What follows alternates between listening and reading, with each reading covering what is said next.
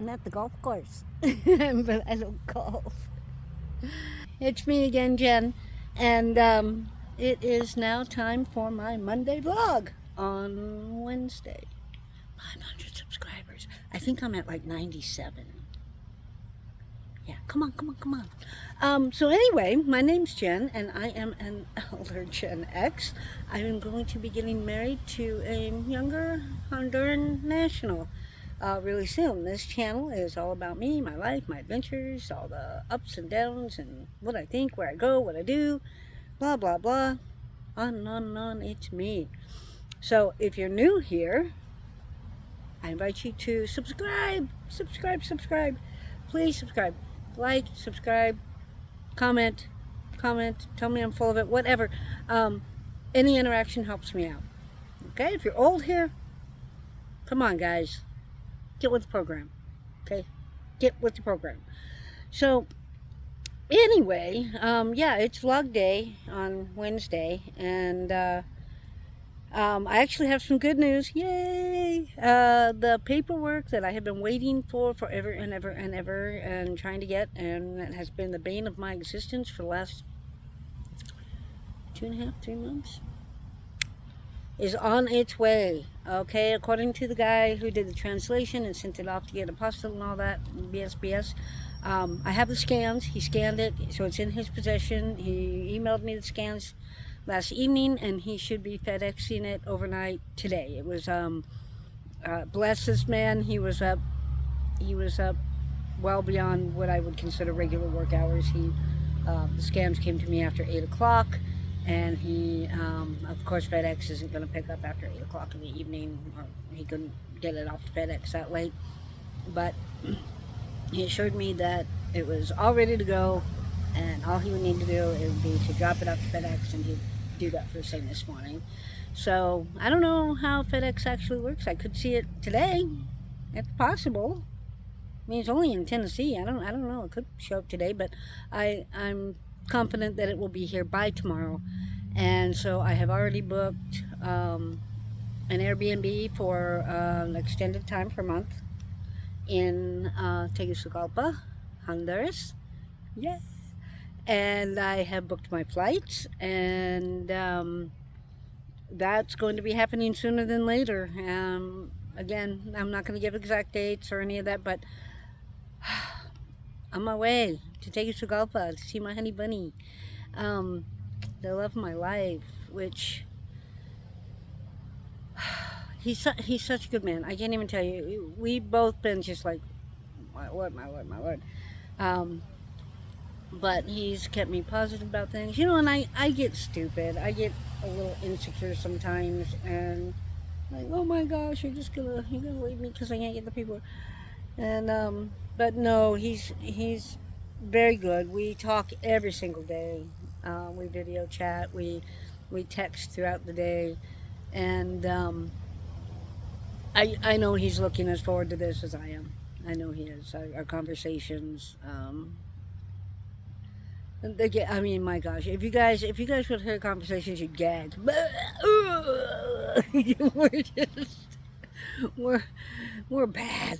But so yeah. Anyway, he's got his motorcycle now in Honduras, which is good. He can get around. He can go places and get things done, and not have to take the bus, not have to pay for the bus every time.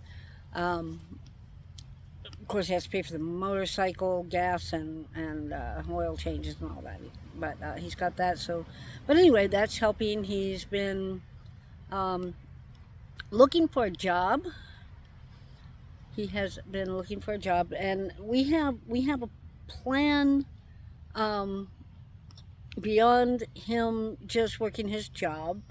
We are looking into a way to kind of start a business, and I don't know that it's going to be lucrative right off the bat, but it's going to be something that we can both participate in, and hopefully we can turn it into something that would allow him to not have to be going to a job every single day.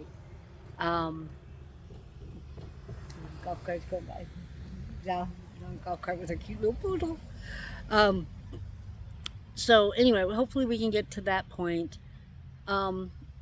Of course, there's steps to that. We're gonna, I have to get to Tegucigalpa. We have to get married. We have to get my permanent residency so I can come and go out of the country. We have to find a place to live that will allow us to do what we want to do. I don't think that's going to be a difficult part. Yeah, but we do have to decide whether we're going to rent or buy or how we're going to do all this. Um, Again, it's funny. I'm an American, of course, and I'm brought up a little bit spoiled. And Honduras is a third world country, and so like, I mean, Nolan's parents' house does not have air conditioning. They have fans. They have lots of fans, but they don't have air conditioning. Does it get super super hot? Well, yeah, it can. It can get very hot in Honduras. Honduras is subtropical. It doesn't really ever snow or freeze there, as far as I know. At least not in Tegucigalpa. I mean, the whole country is mountains, so I don't know. Maybe on top of the mountains someplace, but it gets warm. It can get warm. So me, like the whole last trip when I was there, we was there for a week, and I wanted AC. I wanted that AC on. And thank goodness the apartment we had, the actually it was a little house.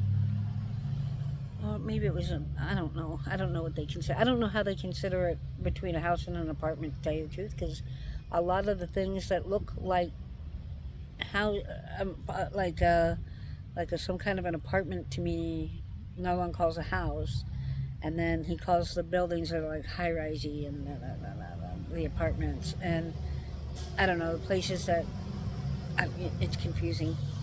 It's confusing because the house is like, I'm sorry, people here are like, oh, those houses are too close together. Have you been to Honduras? They're like this far apart. They're very, very close. Um, that in the city. I mean, there's houses out in the country, of course, that have lots of land around them, and that's probably the kind of scenario we're going to be looking for is something that has some outdoor space because we want the outdoor space. Um, so what else? We got the paperwork coming. I'm going back to Honduras.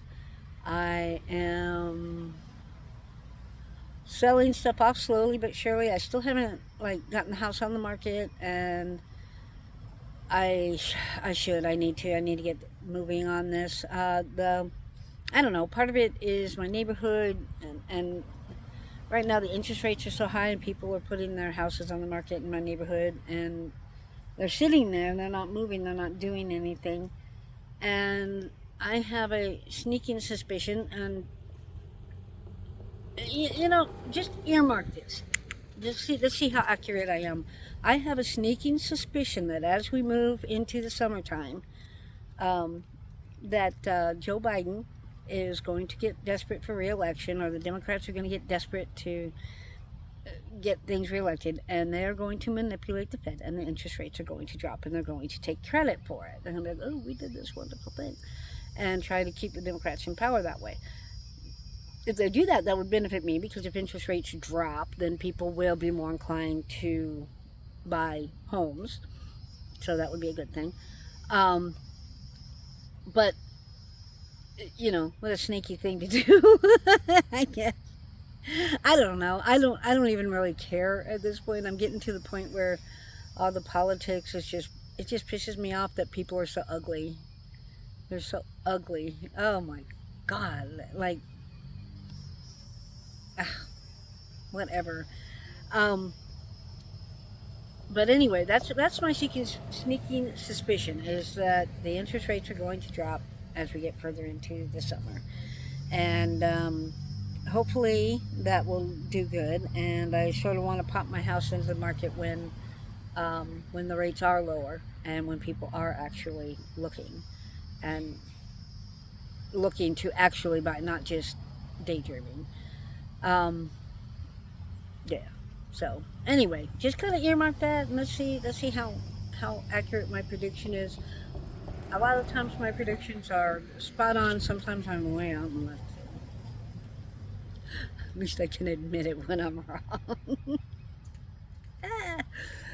But yeah. What else? I don't know. I'm excited and apprehensive about going back to Honduras. There are things there that I love. Harlan and his family. People going by. I'm right on the multi-purpose path in my neighborhood, and people going by on their golf carts and bicycles and walking and all that. It's a little distracting, but it's nice out here in the shade. So, yeah, it's going to be different. It's not going to be this nice. It's not going to be this manicured when I get to Honduras. Nothing is this manicured in Honduras. It's a third world country. It's a different kind of place. And having been there, my fears of how things are, like the fears that people have and that they have for me about being in Honduras and how dangerous it is and all that, my fears have kind of been alleviated because it's not like what you think. It's not like what you think. You don't go to I mean, there are more mall shootings and school shootings and nightclub shootings and college shootings. I mean, there's more of that sort of stuff going on. Just random acts of violence going on in the United States than there are in Honduras. In Honduras, most everything is gang related, and it's the cartels and pretty much the cartels, and the poverty does drive a bit of a watch your stuff so it doesn't get stolen sort of thing. But you don't want to get on the bus with your cell phone out. Somebody take it right out of your hand. But you can go to the mall and walk around, and you're not going to get mugged in the mall. It's pretty safe there, and good people go there. And their malls are nicer than the malls here. It's crazy. I had a fellow explain that to me. Maybe I'll go into that in another video sometime. And like, why there's some really super nice things in such poor countries. But anyway, that's my update for right now. I'm a happy camper. The only thing missing is the dogs, and we have to figure out where we're going to live in Honduras before I take the dogs down, and then I'm gonna have to figure out how to get the dogs down there as far as flying them and all that stuff. And there's a twist of fate that maybe I'll discuss that later. But anyway, I'm on my way to my honey in Honduras, and hopefully we will be getting married this time. Oh my God. It's exhausting. It's exhausting. It's hard. But you know what? What else would I be doing if I wasn't living life? This to me feels like living life. So, yeah, here I go. But anyway, everybody stay cool. I shall talk to you later. Ciao.